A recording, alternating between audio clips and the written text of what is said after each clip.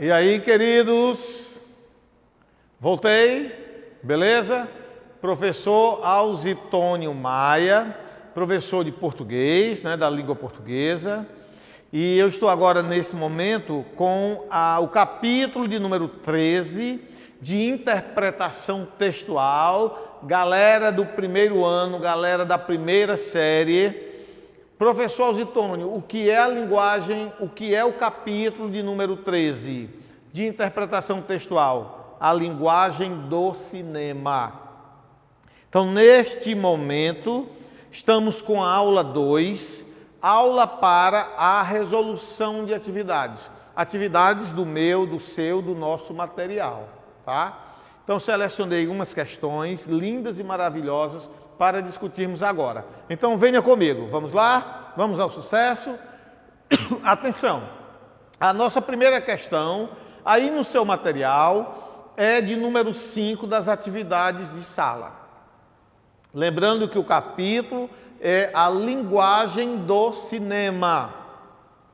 Acompanhe um trecho de uma entrevista que a jornalista Carla Hansen fez com Nelson Pereira dos Santos, grande cineasta brasileiro.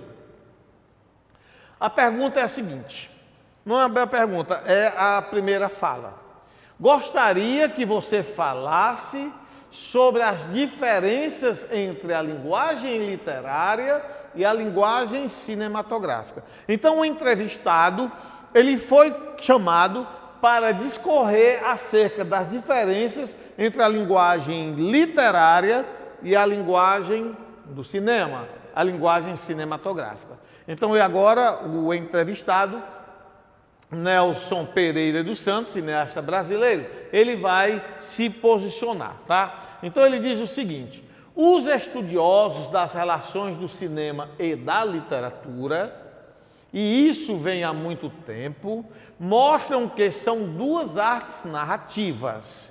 No meu discurso de posse na Academia Brasileira de Letras, citei um autor, um estudioso, que mostra que na Eneida de Virgílio há construções que se assemelham com a narrativa do cinema. Ele trabalha com espaço, com simultaneidade de ação, elementos próprios da narrativa cinematográfica. Na essência, há uma grande proximidade entre a literatura e o cinema. Então, com esta fala, não é, nós ficamos bem cônscios, bem conscientes da relação muito próxima entre a linguagem literária e a linguagem do cinema. Vamos para a questão. Depreende das palavras de Nelson Pereira dos Santos, letra A, incontestável afinidade entre literatura e cinema, a notória superioridade do cinema sobre a literatura. C, depreende-se, não é? Letra C, uma questionável influência do cinema sobre Castro Alves, indiscutível superioridade da literatura sobre o cinema, ou uma possível relação do cinema com os dramas. Ora, então ele aproximou, né? Ele mostrou que há uma similaridade, uma proximidade muito, não é, significativa entre a literatura e o cinema. Marca aí, querido, querida, fecha aí, letra A de avião. Então, esse é o pensamento, essa é a realidade. Há uma proximidade, são dois textos narrativos, são dois textos que convergem para o mesmo ponto. Letra A, tranquilo, beleza, vamos para a próxima. Vamos lá? Texto para as questões 1 e 2. Já são questões das atividades propostas. Nós vamos arrebentar, vamos fazer essas questões com muita clareza, com muita tranquilidade, para que no final você esteja bem mais preparado, bem melhor preparada para questões que envolvam a linguagem do cinema. Então, é um texto visual, né? A parte verbal praticamente inexiste, tá? Então, a cena é bem cotidiana, não é? É uma cena bem comum você tem todo dia essa cena na sua casa, tá? Há uma pessoa que limpa a sua casa, a pessoa está limpando a casa, varrendo, não é? É uma mulher, então há uma cadeira que está em desordem, está fora de local, alguma coisa assim, não é? Dá para ver na primeira imagem que a cena interna da casa, se passa no interior de uma casa, de uma residência, e a mulher vai varrendo, vai andando por ali com a vassoura e tem uma visão externa da casa. Vejam que a porta está aberta.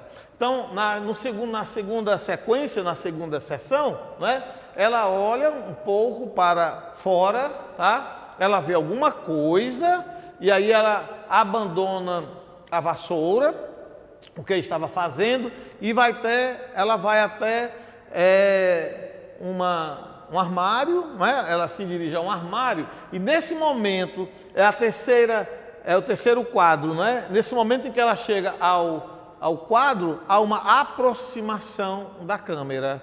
Há uma aproximação da câmera, tá? Então, se você se detiver com mais interesse, você vai perceber que ela pega um vidro, tá? Ela pega um vidro, e nesse vidro, por isso que eu disse praticamente não verbal, porque no vidro está escrito Memorex, não é? Gerações passadas estavam estudantes, não é? Que já passaram por esse caminho que nós estamos passando agora, eles conviveram muito com a questão de decorar fórmulas, tá? Decorar definições. Então foi uma geração que nós chamamos da decoreba. Hoje nós não trabalhamos mais com essa questão de decorar nada, não é? O sistema hoje é diferente. Então, as pessoas, inclusive, recorriam a elementos para fortalecer a memória, que era o Memorex. Então, ela viu alguma coisa que sugeriu que ela fosse ao armário pegar um vidro de Memorex, porque alguém deve ter tido falhas de memória. Vamos para o seguinte. Aí ela volta, ela vai sair de casa com o vidrinho na mão, né? E aí o que é que ela vê? Quando ela sai de casa, na última cena, tá? Já é uma cena externa à casa, ela vê um senhor, pode ser o avô dela, pode ser o pai, e ele está sentado. Há uma quebra de expectativa, porque uma questão inusitada, né? Porque o senhor, o avô, o pai, quem quer que seja, ele está sentado, né? Ele está sentado, pernas cruzadas. Agora sim, o que nos impacienta é que ele está sentado sem a cadeira, sem o assento, sem o banco, como se isso fosse possível, como se pudesse ignorar a lei da gravidade, tá? Então, qual é a situação? O senhor que está sentado, ele esqueceu, ele foi se sentar lá fora, pegar um ar, alguma coisa assim, aí ele esqueceu de levar a cadeira. Então o que é que ela faz? Ela leva a cadeira e leva o Memorex, para que da próxima vez ele não se esqueça de levar a cadeira, tá bom? Então isso foi essa leitura que eu fiz para você entender a imagem, tá? Com todas as suas significações, com a sua sequência, beleza? Então agora vamos para as questões 1 e 2 das suas atividades propostas. Questão de número 1. Na tira do cartunista argentino Quino, utilizam-se recursos gráficos que lembram o cinema, tá? A associação com a linguagem artística do cinema, que lida com o movimento e com o instrumento da câmera, a movimentação da câmera, não é? É garantida pelo procedimento do cartunista, que tem a intenção de ressaltar o trabalho com a vassoura para sugerir a ação. Vejam a imagem. Não há destaque para a vassoura, não é, turma? Observem que a vassoura é um elemento que está, não é, até em segundo plano, não podemos considerar a letra A. Vamos para B. Seria a função de ampliar a imagem da mulher para indicar aproximação, quando ela se dirigiu ao armário para pegar o vidrinho. É muito importante que você tenha acesso à condição de ler o que está no vidrinho, Memorex, porque ele vai fazer um casamento da situação, não é? Do esquecimento, Memorex. Então, o que é que acontece? Há uma ampliação da imagem da mulher a partir da aproximação da câmera. Este item está bonitinho, deixa aí para uma posterior análise. Letra C. A intenção seria destacar a figura da cadeira para indicar sua importância. Voltemos à imagem. Será que há um destaque para a cadeira? Um enquadramento maior da cadeira? Não, não é, turma? Não. Observem que a cadeira é um elemento que está ali, presente e tal, faz parte daquele de deslocar uma cadeira, tirar uma cadeira do canto, faz parte daquela ação de limpar a casa, de varrer a casa, mas não, a cadeira não está em destaque. Portanto, eu não vou voltar mais para a letra C, porque não me satisfaz como resposta correta. Letra D. Apresentar a sombra das personagens para sugerir veracidade, fora. Também não vou voltar ao item, obviamente você percebeu que não é essa a questão. E letra E. Mostrar ação presente na mente, na psique das personagens. Ora, a associação com a linguagem artística do cinema, que lida com o movimento e com o instrumento da câmera, a questão aí é o instrumento da câmera, é garantida pela, vamos marcar o quê, galera? Vamos voltar, letra B de bola. Aproximação da câmera para ampliar a imagem da mulher para poder indicar a aproximação com o objeto que ela vai pegar e com ela mesma. Resposta tranquila, satisfatória, correta, B de bola, tá? Questão número 2, ainda da imagem que você está analisando para lembrar, para relembrar, tá? A questão número 2 diz o seguinte, questão de número 2, obviamente, das atividades propostas para a sua casa. A tira traz um efeito de surpresa ao final, tá? Produzido pela cena inusitada. Professor, o que é inusitada? É incomum, invulgar. De uma pessoa sentada no ar, como se isso fosse possível. Esse efeito de surpresa se intensifica pelo fato de o último quadrinho contrastar, opor-se com o seguinte aspecto da própria tira. Meu Deus, o que essa questão quer? Calma, tranquilidade, segurança, tá? É assim que nós vamos proceder sempre. Então, quando você estiver atormentado com uma questão, pare, calma, respire e diga, eu sou capaz, eu vou vencer essa questão, beleza? Então, assim, a questão chama a atenção para um aspecto incomum, invulgar, não é? Aquela coisa que você não tem com frequência, você não é comum, eu acho que você nunca viu uma pessoa sentada no ar, porque isso não é possível, a física não nos permite. Por mais leves que sejamos, vai haver uma queda, né? Uma queda. Então, isso é invulgar. É uma cena incomum, né? Inusitada, que ele chamou de inusitada. A questão chamou de inusitada. Uma pessoa sentada no ar, literalmente, como se isso fosse possível. Então, há um contraste dessa cena inusitada com algo comum, rotineiro, né? Do nosso dia a dia. Então, o que você viu na cena, vou voltar a imagem para você, não é? Acertar a questão com segurança, o que é comum na sua casa, o que está acontecendo aí?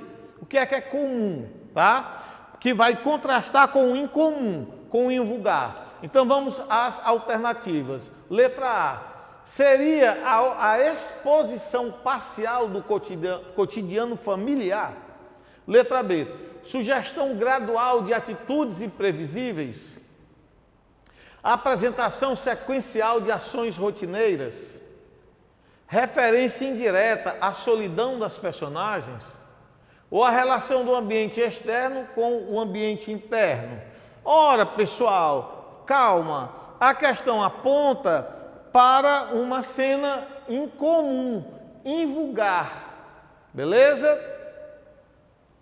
Ora, e essa cena invulgar, incomum, inusitada, ela sofre, vamos lá, efeito de surpresa se intensifica pelo fato de o último quadrinho contrastar com o seguinte aspecto da própria tira. Então, a própria tira traz uma coisa repetida do dia a dia, do cotidiano, que é uma pessoa limpando a nossa casa. Então eu comecei a questão dizendo para você que todo dia sua casa é limpa, há uma pessoa que varre, há uma pessoa que tira os móveis de local, não é? Depois eles voltam para o local. Isso é o cotidiano, que é o repetido do nosso dia a dia, e vai entrar em contraste com o quê? Com algo incomum, com algo inusitado, que é o homem sentado no ar. Então o gabarito vai para onde? O gabarito vai para a letra B, a sugestão gradual de atitudes imprevisíveis, tá? Uma atitude inesperada e imprevisível entra em contraste com o cotidiano de limpar uma casa. Gabarito tranquilo, letra B de bola. Fechamos? Matamos mais essa daí? Com tranquilidade, segurança, nada que possa nos assustar. Beleza? Vamos para a próxima. Vamos lá. Texto para as questões de 7 a 10. É uma entrevista, é um trecho de uma entrevista, né? O ensaísta canadense Alberto Manguel, autor de Uma História da Leitura, explica por que a palavra escrita é a grande ferramenta para entender o mundo. A revista começou com a seguinte indagação: numa época em que predominam as imagens, por que a leitura ainda é importante? Então o entrevistado agora vai se posicionar. Então ele diz o seguinte: a atual cultura de imagens é superficialíssima, ao contrário do que acontecia na Idade Média e na Renascença, épocas que também eram marcadas por uma forte imagética. Pense, por exemplo, nas imagens veiculadas pela publicidade. Elas captam a nossa atenção por apenas poucos segundos, sem nos dar chance para pensar. Essa é a tendência geral em todos os meios visivos. Essa é a tendência geral em todos os meios visivos. Assim, a palavra escrita é, mais do que nunca, a nossa principal ferramenta para compreender o mundo. A grandeza do texto consiste em nos dar a possibilidade de refletir e interpretar. Prova disso é que as pessoas estão lendo cada vez mais, assim como mais livros estão sendo publicados a cada ano. Bill Gates, presidente da Microsoft, propõe uma sociedade sem papel, mas para desenvolver essa ideia, ele publicou um livro. Isso diz alguma coisa. Que resposta, né? Que sapiência. Então vamos à questão de número 7, tá? Ora, a revista começou assim: numa época em que predominam as imagens. A época a que se refere o repórter, a revista é. Então, meus queridos, vamos analisar da seguinte forma. Eu digo para você assim: numa época, olha, querido, querida, numa época em que predomina a velocidade, teríamos espaço para a lentidão? Então, a que época eu me refiro? É exatamente a indagação da revista. Numa época em que predomina o visual, o icônico, a imagem, por que os livros, por que a leitura ainda é tão importante? Então, essa época que é indagada, que é referida, é exatamente uma época indeterminada, imprecisa, vaga? Não, não é, turma? Nós sabemos qual é, nós vamos encontrar. Letra B. Seria a época dos dias de hoje? C. A da Idade Média e da Renascença? D de dado. A de um passado próximo? Ou letra E, uma época hipotética? Ora, essa época, numa época em que predominam a tal, né? Então, essa época, obviamente, é a época dos dias de hoje, que nós temos ali na letra B de bola. Portanto, a época referida é a época dos dias de hoje. Fecha aí de boa, letra B de bola. Vamos para a questão agora de número 8, tá? Na pergunta do repórter, há uma oposição implícita entre imagens e leitura. Por quê? Os livros teóricos não possuem ilustrações? Porque imagens só estão presentes em livros infantis? Porque a leitura é só possibilidade de criar imagens? As imagens independem da leitura ou as letras não possuem sentido sem imagens? Então, essa oposição, vamos marcar aqui a letra, qual seria a letra? C de casa. A leitura é só a possibilidade de criar imagens. Fechou? Beleza? Número 8. Considerando que os vocábulos imagética e visivos constam nos dicionários da língua portuguesa, isso pode significar quê? Então vamos ver a questão, tá? O entrevistado, ele utilizou visível, de ver, e imagética, de imagem. Ora, a questão anuncia que esses dois vocábulos já estão registrados no nosso dicionário, tá? Então isso pode significar que A, são vocábulos erradamente criados pelo autor do texto? B, tais vocábulos são traduções inadequadas de vocábulos estrangeiros? C, representam realidades ainda ausentes de nosso cenário cultural? D, se tratam, tira esse M, se trata, não é? Trata-se de neologismos já reconhecidos oficialmente? Ou os dicionários atuais não estão atualizados? Ora, se ele proferiu imagética e visíveis, né?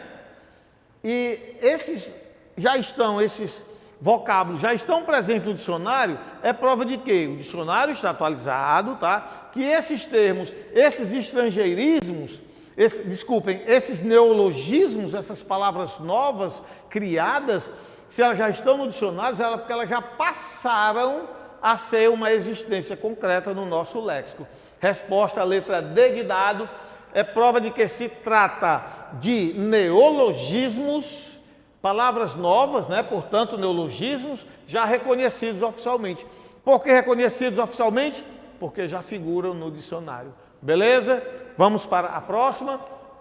A nossa última questão, de número 10, reza o seguinte. Essa é a tendência geral em todos os meios visivos. Os meios visivos a que alude o entrevistado incluem, tá? Questão que pode dar uma certa dúvida para você, se você não se detiver a um detalhe. Ele está discutindo os dias de hoje, tá? Ele está discutindo os meios visivos modernos, contemporâneos, dos nossos dias. Então, nós temos aqui elementos do universo visível, né? Do universo visível. A pintura, a fotografia, o desenho. Letra B, a televisão, o cinema, a fotografia. C, a pintura, a televisão, o cinema. D, o cinema, a fotografia e a pintura. Letra E, o desenho, a pintura e a televisão. Então, todos são visivos, são meios visivos. Mas, quais meios visivos são modernos? Em qual opção eu tenho meios visivos que são os três, não é? Nós estamos trabalhando com três, que são contemporâneos. Então, vocês sabem que, por exemplo, as pinturas, elas datam de incontáveis anos, não é? O desenho também, não é? As pinturas, os desenhos, vocês sabem que os homens, não é? Os nossos ancestrais, eles pintavam até com sangue de animais, pintavam com frutas, né? Utilizavam o verde das frutas, as cores das frutas para usar como tinta. Então a pintura, ela não pode ser considerada a nossa resposta, porque ela não vem de hoje. Então nós temos a pintura na letra A, na letra C, na letra D, na letra E. Também tiraríamos o desenho, né? O homem praticamente nasceu desenhando. Quais são os meios visivos modernos? Nós vamos colocar a letra B. Olha aqui para a letra B. A televisão, o cinema e a fotografia, que vai ser a nossa opção. Estou tranquilo, porque eu sei que deixei você bem tranquilo, bem tranquila na resolução de questões que envolvam a linguagem do cinema. Saio muito feliz, a minha alma está muito alegre, eu sei que você também está muito feliz por esse nosso encontro lindo e maravilhoso. Forte abraço, até a próxima. Valeu, galera. Show de bola.